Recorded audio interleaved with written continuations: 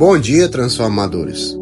Vamos ao Evangelho de Lucas, capítulo 9, versículos 18 ao 22. Certo dia, Jesus estava rezando em um lugar retirado, e os discípulos estavam com ele.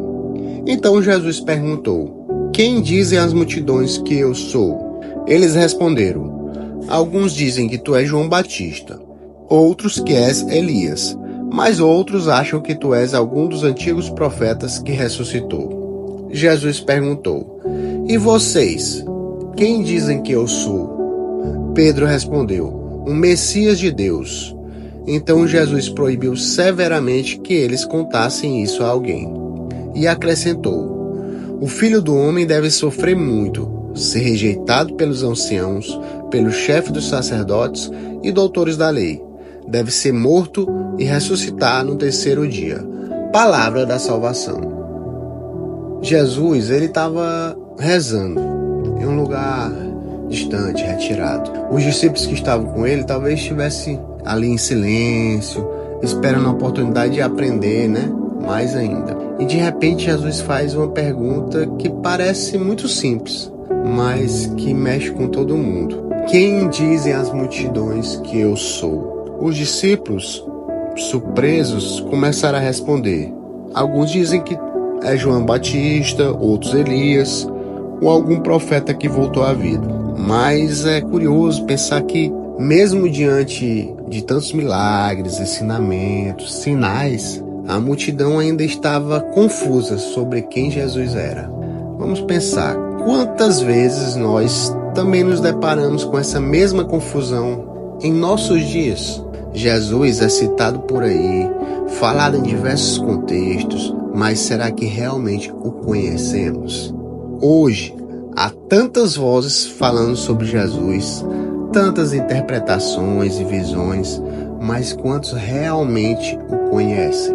Essa é uma reflexão para mim e para nós. Estamos conhecendo Jesus pela multidão, superficialmente, ou como os discípulos, de forma verdadeira e íntima?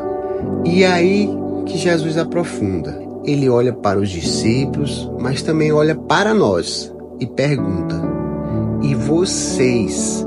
Quem dizem que eu sou?" Esse é o momento do clique, do estalo. Não é mais sobre o que os outros dizem, é sobre o que você diz. Quem é Jesus para você?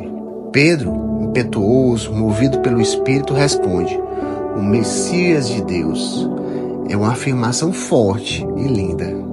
Ele reconhece em Jesus aquele que é o enviado, o Salvador, o Filho de Deus.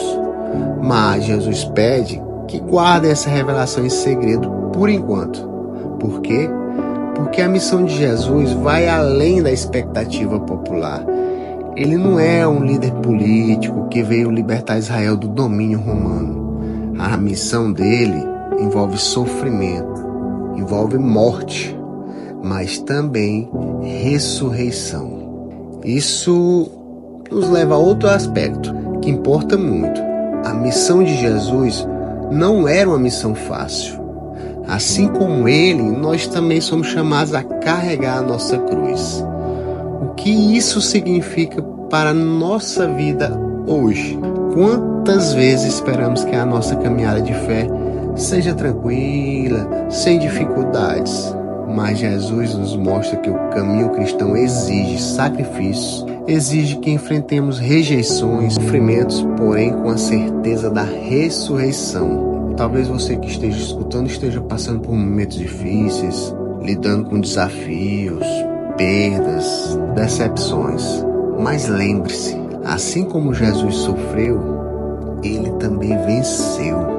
E ele nos chama a fazer o mesmo. Nós não estamos sozinhos nessa caminhada. Ele está conosco. E a sua vitória é a nossa esperança e também nossa garantia. E ao final, também eu não posso deixar de destacar algo essencial que esse evangelho nos ensina. Reconhecer Jesus como Messias não é o fim da jornada, mas o começo. O começo de uma mudança interna, de uma nova visão de vida, de uma confiança plena no cuidado divino. Quando se conhece Jesus, não se permanece o mesmo, não tem como. Tudo vai mudando, mesmo que você nem perceba. Quando Pedro afirma que Jesus é o Messias, ele está se abrindo para essa mudança, mas também para os desafios que ela traz.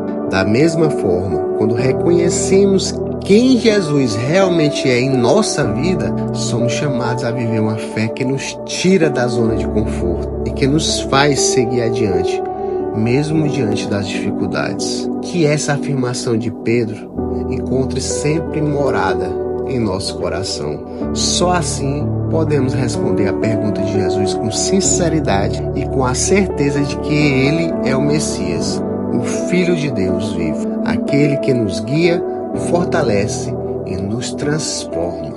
Paz e bem.